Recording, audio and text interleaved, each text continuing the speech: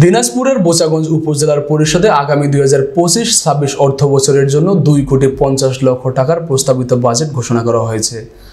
Budget ঘোষণা উপলক্ষে 22 মে বৃহস্পতিবার বেলা 12টায় উপজেলা সভাকক্ষে উপজেলা নির্বাহী অফিসার মোহাম্মদ মারুফ হাসানের সভাপতিত্বে বাজেট সভা করা হয়।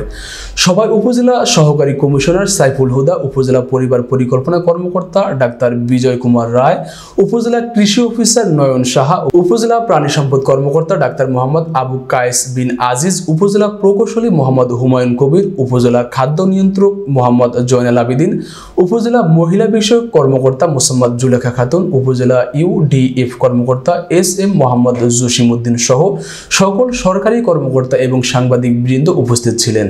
সভাপতির বক্তব্যে উপজেলা নির্বাহী অফিসার মোহাম্মদ মারুফ হাসান প্রস্তাবিত বাজেট বাস্তবায়নে বোচাগঞ্জ উপজেলাবাসীর সার্বিক সহযোগিতা কামনা করে বলেন, অন্যান্য বছরের ন্যায় এই বছরও উন্নয়ন খাতকে সর্বোচ্চ গুরুত্ব দেওয়া হয়েছে। প্রস্তাবিত বাজেট সঠিকভাবে বাস্তবায়ন হলে এই উপজেলার মানুষ উপকৃত হবে। আপনাদের সকলের সামনে আমাদের যে বাজেট, আমাদের পূর্ববর্তী বছর, বর্তমান রানিং বছর এবং পরবর্তী বছরের যে প্রক্ষেপণ, সেই সংক্রান্ত একটি কাগজ দেওয়া হয়েছে। আপনারা একটু সবাই পড়ে দেখেন, তারপরে যদি কারো কোনো সংশোধন বা সংযোজন বিয়োজনের প্রয়োজন হয় আপনারা একটু জানাবেন। আপনাদের সামনে আমাদের যে বাজেটটি দেওয়া আছে, এটি মূলত আমাদের উপজেলা পরিষদের পুরোপুরি বাজেট, গত বছরে যেটা ছিল, বর্তমান রানিং বছর এবং আগামী বছরে আমরা যে টেন্টেটিভ যে ফিগারগুলো ধরেছি সেই সংক্রান্ত বিষয়ে।